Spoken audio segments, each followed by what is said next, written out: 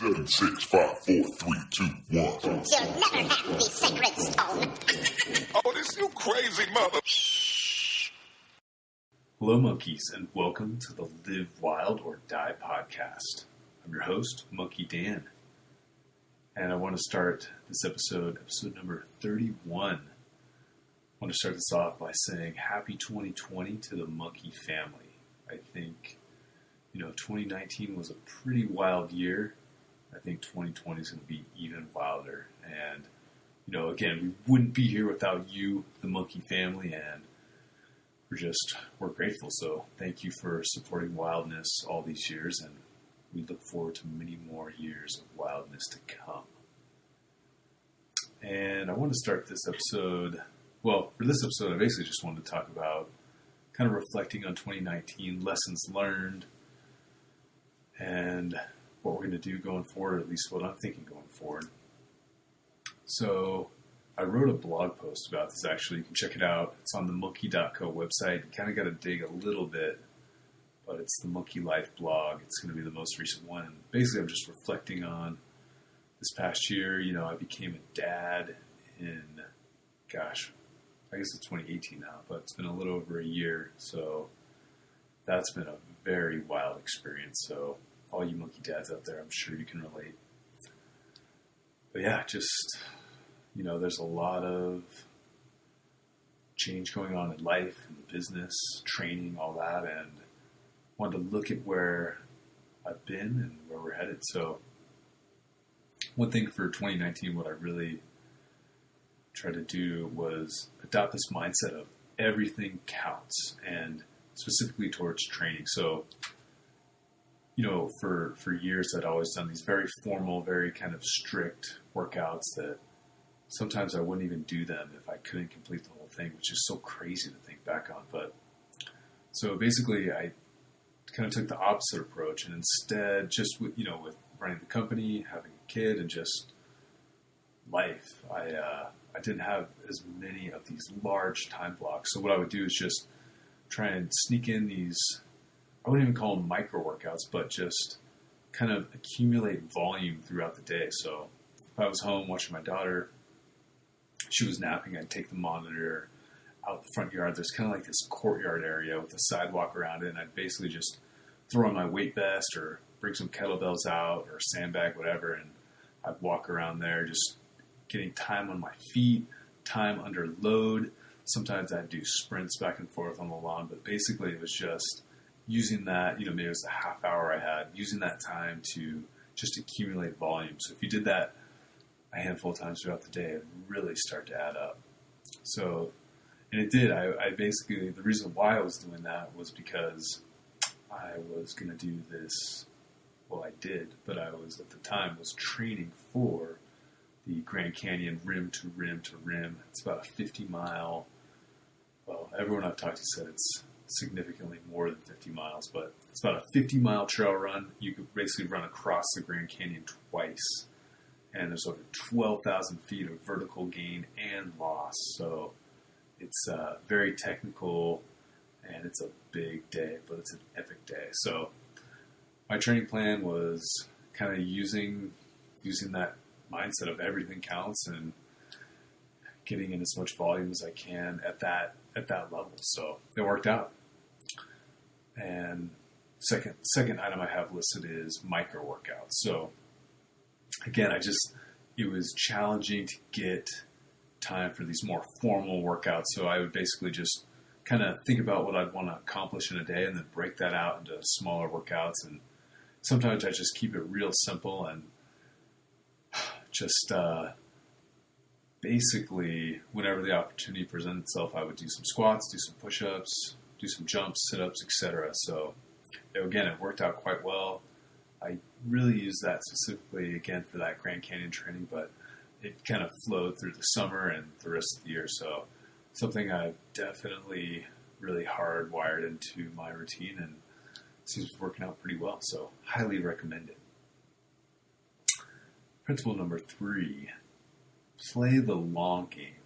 Or lesson number 3, I should say. Play the long game. So for most of my teen and adult life, I burned the candle at both ends with training, school, sports, all that. And I think part of the reason why is I had I guess you could call it discipline or the mental fortitude to just kind of grind even when I was tired or uncomfortable. But as I've started to realize, although it was possible, I don't know if it was necessarily optimal. And, as a college athlete, when I think about what I was doing back then, we never slept well. I never slept well, at least. It was challenging with, you live in a house, it's loud. It's loud, mainly for me.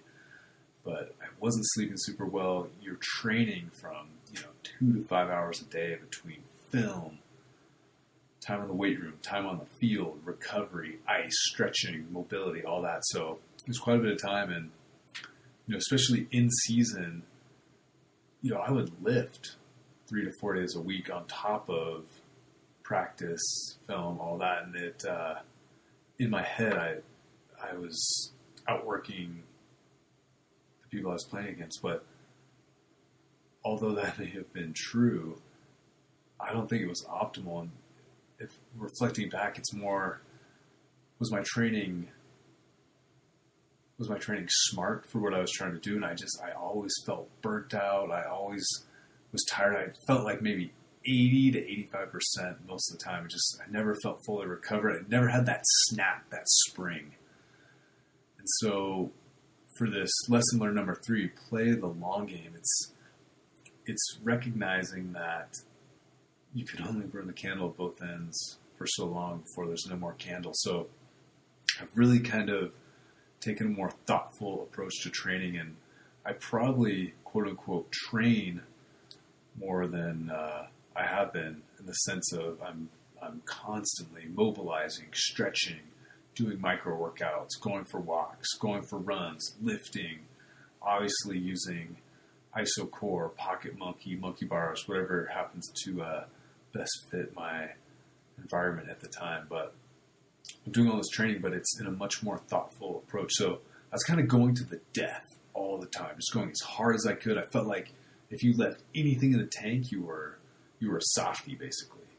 But kind of my approach has shifted to this mindset of, I think it was a Bruce Lee quote where, gosh, I'm going to totally butcher it, but there's this Bruce Lee quote where he basically says,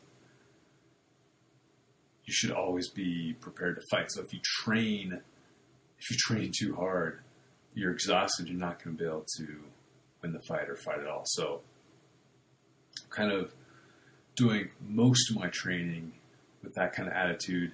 And then I'm still going hard on days and just, totally emptying the tank out, but it's much less frequent than it was before. So again, I think it's just a smarter approach to training. Volume-wise, it's probably the same or more, but it's just the exhaustive nature is much less. So I'm still kind of experimenting and synthesizing thoughts, but yeah, that was a major lesson learned. And I feel great. I have more energy, and again, I think I'm as fit as I've ever been. So the fourth lesson learned here I have is food matters. And why I wanted to bring this up is there's so much nutritional jabber, or what's the right word? There's so much just nutritional talk and articles, books, movies, etc. And everyone kind of wants to argue as what's the best diet, and I have no idea what the best diet is. But what I do know is that eating whole foods, whether it's meat, vegetables, whatever, that's going to take care of 80 to 99% of the issues. So I really think it's that processed food that gets you. Even, you could argue, we could talk about low carb, high carb, middle of the road carb, whatever. But I really strongly believe that if you eliminate processed foods, and if you really take an honest look at what you are eating that's processed, and how much extra sugar that has, how many weird industrial seed oils, all that stuff, if you eliminate that, you're going to get it's going to just raise your level so much higher that you can start to really experiment and fine-tune things from there. But again, whole foods, I think, are really the main, the key to all this. And, you know, there's articles that will come out saying this food is going to kill you, or there's this new superfood, whatever. It's very fatty, as in F-A-D-D-Y or F-A-D-Y, however you want to say. But you kind of got to ignore that and just, again, keep it simple. Think about, there's a great quote like, what would your great-grandparents eat? You know, it's simple, just like training. So food does matter.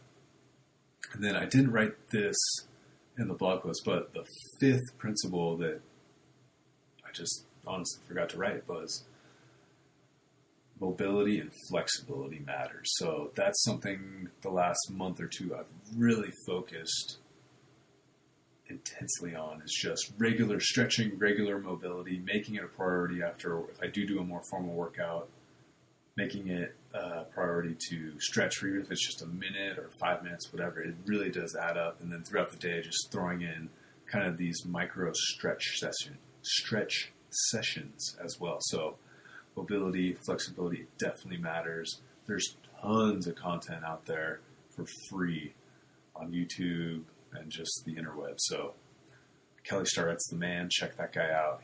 He did like, I think it might have been every day for a year. He posted a video, and they're still relevant now. So tons of great content on there. And, you know, I think my reflections for 2019, it's just, again, I've got a growing family. We've got another kid on the way. And it's just kind of taking a step back and thinking about what's going to be, what is the most important, and then what am I going to potentially regret down the road. So, you know, family and relationships, I think those are things that I may have kind of put on the side burner to go on adventures or train or whatever over the years. And, you know, I think seeing this little girl grow up, there's so many just special moments that you don't want to miss out on, as well as time with your wife, time with your friends, all those things. I think that's something that's overlooked in general, I think, in at least American culture. It seems a little different in other countries, but I don't think we value this network of relationships and how important that is to your health and wellness. And I was listening to another podcast recently where they're talking about these blue zones and how a big factor, at least they hypothesized, was a lot of these blue zones. And blue zones, by the way, are these places that have this kind of exceptional longevity. I'm not sure if it's this high concentration of centenarians, so people that live to be 100 or older, but basically the blue zones are these areas where people will tend to live exceptionally long compared to the general population. So, but these blue zones, one thing that was quite common was, besides all the movement and eating good whole foods, one thing that was really common was this tight network of relationships and kind of these just really small, almost insignificant moments of just meeting people you're friends with and spending time chatting and in the moment, I guess, versus always rushing around and thinking about what's ahead. So something to really think about. I'm certainly not perfect, but it's at least it's on the radar, and put it out there to the Live Wild or Die family so we can keep the conversation going. So 2020, gosh, I'm working on, I just talked about all this relationship stuff, but I'm really trying to figure out a spring masogi, some good physical challenges for 2020. And, I don't know.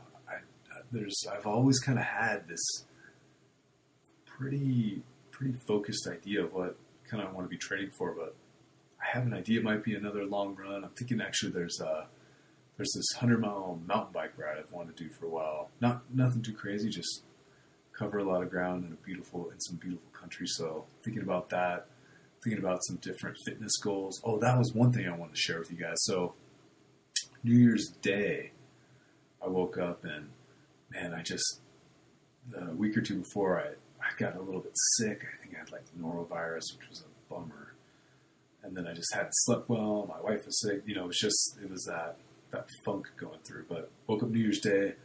I hadn't done this it's been a few years for sure, but I did a timed mile. So I went to the track, warmed up, ran a mile as fast as I could at 6:50, which I was kind of bummed about. I think my PR, my lifetime PR is, I think it's 5:26 or 5:24 or something like that. So quite a ways off from that, but I think I can quickly make up time. So for sure want to get sub 6 minutes in the next month or two. And I think for 2020, I'm going to put it out there, I want to try for a sub 5 minute mile. So we're talking 4:59.59. It's going to be a challenge. So that's 4 laps around the 400 meter track. That's running a 1:15 average split. So I guess I got to run 1:14 to get sub 5. So putting it out there. It's good to have goals. I've never been a big New Year's resolution guy. I always kind of been into more like, what are some goals I want to accomplish? And then that kind of sets, for me at least, that kind of sets up a process of figuring out what I need to do kind of incrementally to get to those goals. So something to think about if you haven't done anything significant in the goal setting, or if you want to call it resolution, let's call it goals. That's monkey style. All right, so thanks for tuning in, everyone. And 2020 is going to be a good year. Can't wait. Would love to hear some ideas for topics, and just how we can keep making Live Wild or Die Wilder. So we'll see you out there, and monkey on.